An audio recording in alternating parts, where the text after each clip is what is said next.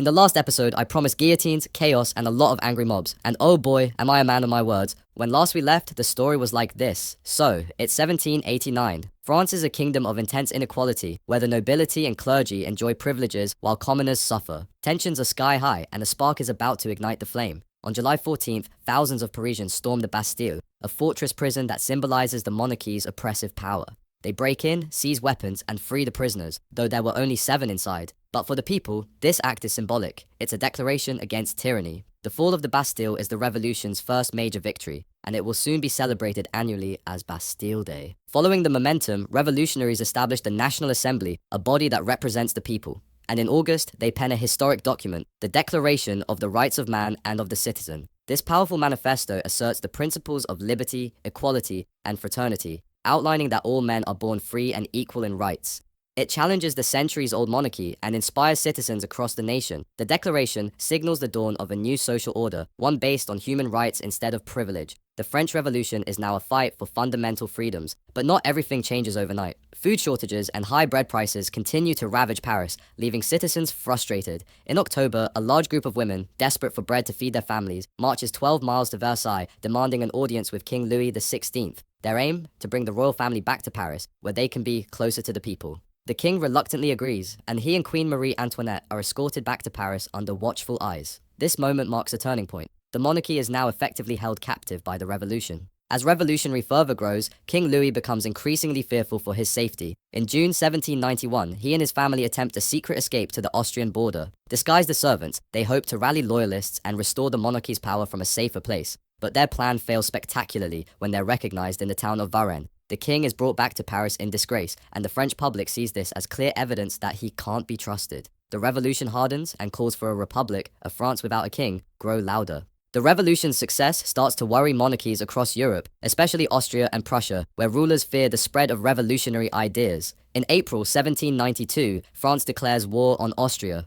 This decision has enormous consequences. It unites the French people against a common enemy, but also throws the nation into chaos. Amid the pressures of war, radical voices gain power, calling for a France that will defend and spread revolutionary principles. With tensions mounting, a radical faction known as the Jacobins rises to prominence, led by Maximilien Robespierre. On August 10, 1792, Parisian mobs storm the Tuileries Palace, where the royal family resides. They abolish the monarchy and declare France a republic. King Louis, now viewed as a traitor, is put on trial and, in January of the next year, sentenced to death by guillotine. His execution is a defining moment. For many, it's a triumph over tyranny. For others, a sign that the revolution has gone too far. France is now a republic, but this is only the beginning of the turmoil. The revolution intensifies. Robespierre and the Jacobins established the Committee of Public Safety, a powerful group tasked with protecting the revolution. But what follows is a period of widespread fear and paranoia known as the Reign of Terror. The guillotine claims tens of thousands of lives, including those of perceived enemies of the state. Nobles, clergymen, and even fellow revolutionaries are executed without mercy. Anyone suspected of opposing the revolution meets a brutal fate. Robespierre's vision for a republic of virtue spirals into fanaticism, and he too becomes a victim of his own ruthless policies.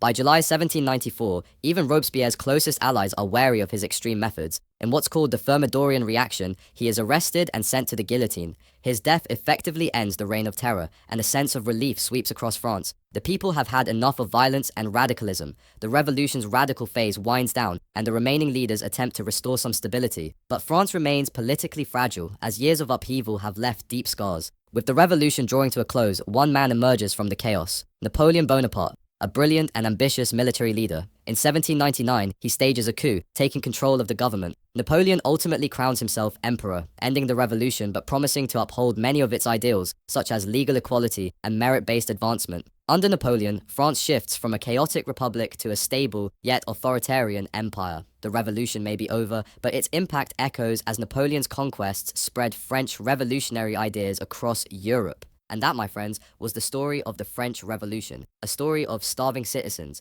radical change, and how France became the epicenter of revolutionary fervor that would shake the world. Subscribe to learn more about the wildest moments in history.